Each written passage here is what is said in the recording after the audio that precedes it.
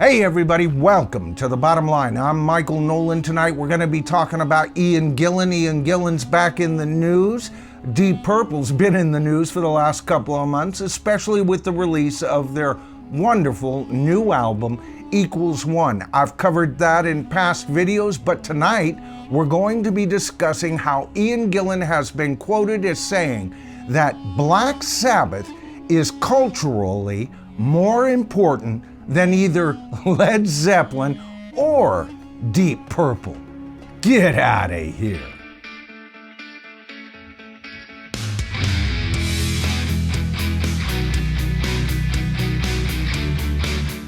All right, so before we get any further, let's go ahead and take a look at what Ian has said in this interview.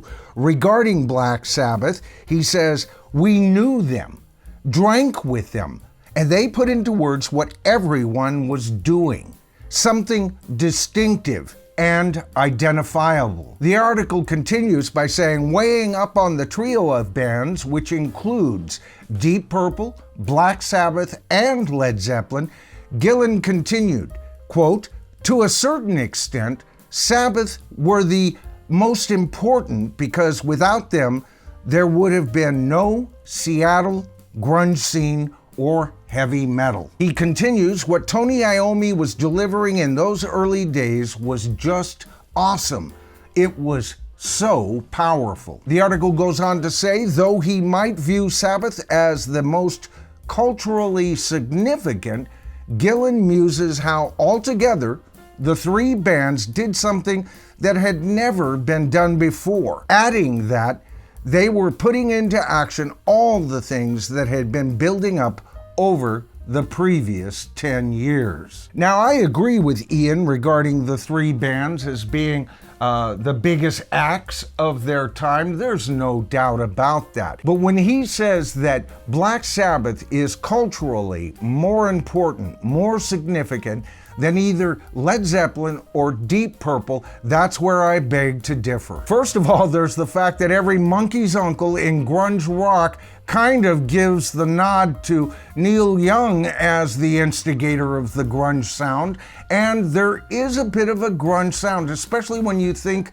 of some of his earlier cuts like Cinnamon Girl. That cut not only has the crunch that was found later on in grunge, but Cinnamon Girl, the totality of the sound on that track, would have done well in the 90s if Neil Young had released it then. Then there's the thought that grunge was the last gasp of classic rock. What sounded so fresh in a few years was diluted by other bands that would do the same kind of hard rock approach, but would offer more of a sophomoric approach to their lyrics, and it wasn't long before we wound up with the worst of Green Day and the Goo Goo Dolls. Besides, I thought Black Sabbath were the progenitors of heavy metal. Aren't they considered the world's first heavy metal band? And that's something I have never been thoroughly comfortable with at all. But then again, I'm a fan from back in the day. When Black Sabbath came on the scene, I was still a teenager, and when I would listen to Black Sabbath and Deep Purple, as well as Led Zeppelin, I just saw the three most powerful bands in rock and roll. And I agree with Gillan when he says those three bands accomplished things that no other bands had to up until that point. They were the culmination of the 10 previous years, the previous decade. Everything leading up to them pointed the way to them. As a matter of fact, as some of you know, I've listed my favorite top 26 bands on my channel page, and Black Sabbath would be number 14 on that list. But battling for the fourth position would be Deep Purple versus Queen versus The Police versus Yes. I don't know which one of those bands I would choose as my fourth favorite band, but all of them are very close to that position. And of course, Led Zeppelin is personally my second favorite band of all time, only being beat out by the Beatles themselves. Now, all three of these bands came up at about the same time, with Black Sabbath and Led Zeppelin sounding a lot like they would continue to sound over the years. Of course, Led Zeppelin would add acoustic elements that Black Sabbath only occasionally hinted at. And Deep Purple had to go through its mark system, right? And the first mark, Deep Purple Mark I, I love the song Hush, it still needed Roger Glover and Ian Gillan to fill out the roster. So why do I have a problem with Black Sabbath being the most culturally significant out of these three bands? Well, first of all, you've got Black Sabbath with Tony Iommi. I call him Mr. Riffmaster, a fantastic guitarist, and a guitarist who would be in my top 20, but not in my top 10. Ozzy singing, his voice sounds great with Black Sabbath, but I've never thought of Ozzy as a fantastic lead singer. Geezer Butler, a fine lyricist and a fine bassist. Along with Ward on drums, the whole outfit was autonomous unto itself. But compare them to just Deep Purple, who I don't consider quite as good as Led Zeppelin. And what do you have? You have Ritchie Blackmore on guitar.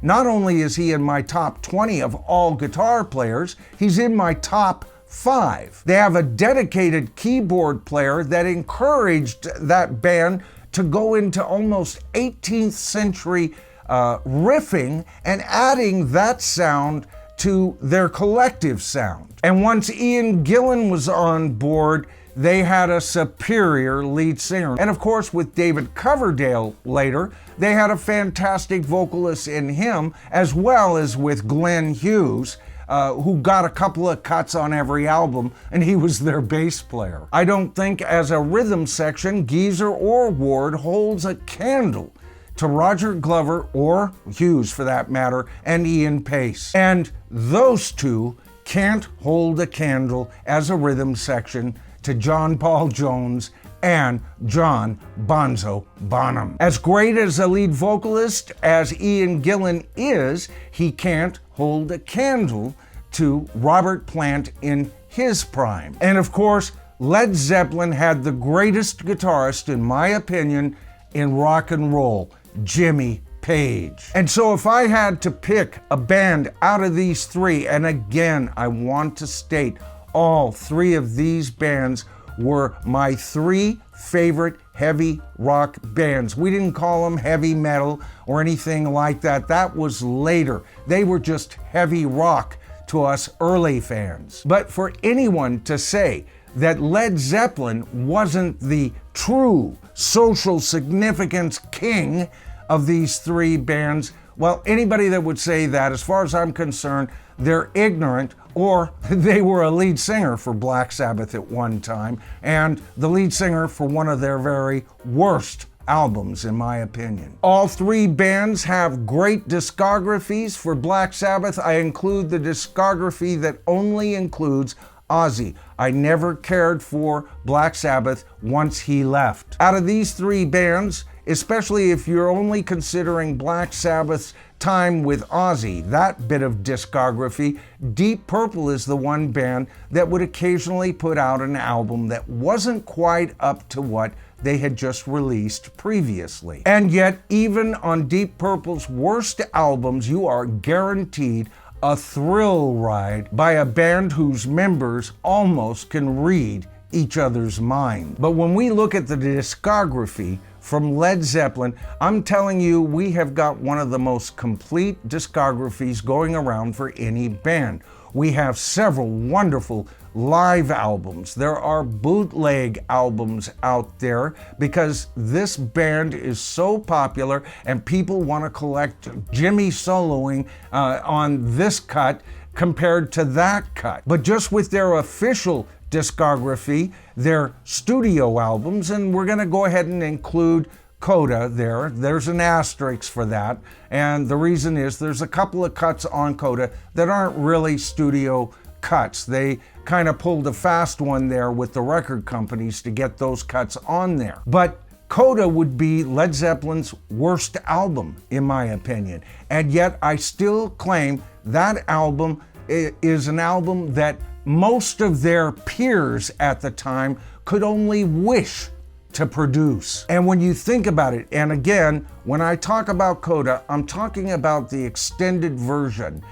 We get an anthology, just like we got with the Beatles for Led Zeppelin, which gets us down to the 8 primary studio albums that were recorded while all 4 members were still alive and all 4 members were making decisions as to what would be on those albums. There are 8 of them. Led Zeppelin 1, 2, 3, and 4, or you can call 4 Zoso, or 4 Symbols, or Untitled. And that was followed by Houses of the Holy, Physical Graffiti, Presence, and In Through the Outdoor. I consider all 8 of these albums classic rock masterpieces. The lesser masterpiece, of course, being In Through the Outdoor. But even that album shows that Led Zeppelin could see the winds of change that they're saying that Black Sabbath represents, and they were going into the 80s all hunky-dory. Of course,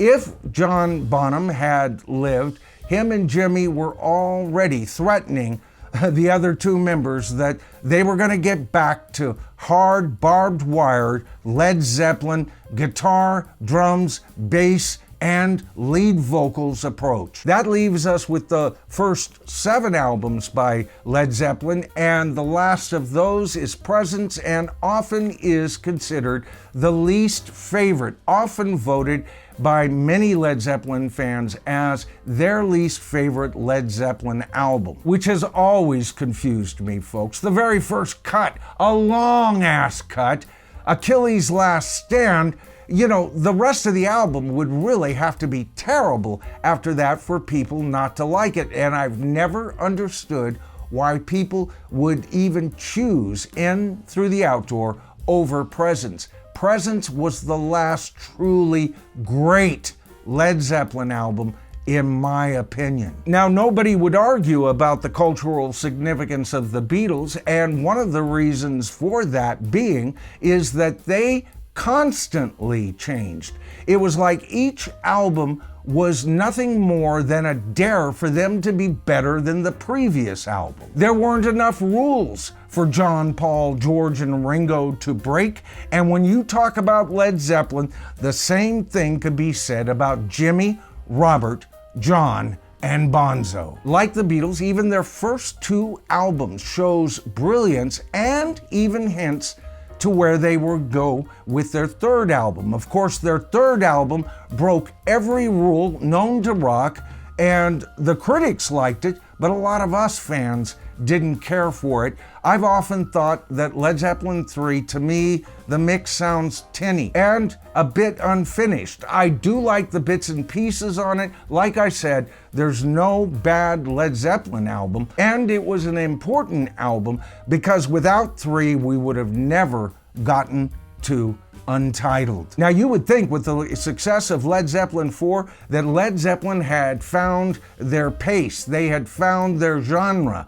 right? And what did they do on the next album? They put out what I consider to be their Abbey Road. Why do I say that? Well, Houses of the Holy, to my ears, is the best produced and glossy Led Zeppelin album you could possibly listen to. And when they followed that up with the silly patchwork that somehow works on Physical Graffiti, they solidified their status as the 2nd greatest rock band in classic rock, bar none. I hate it when later generations try to reinvent history.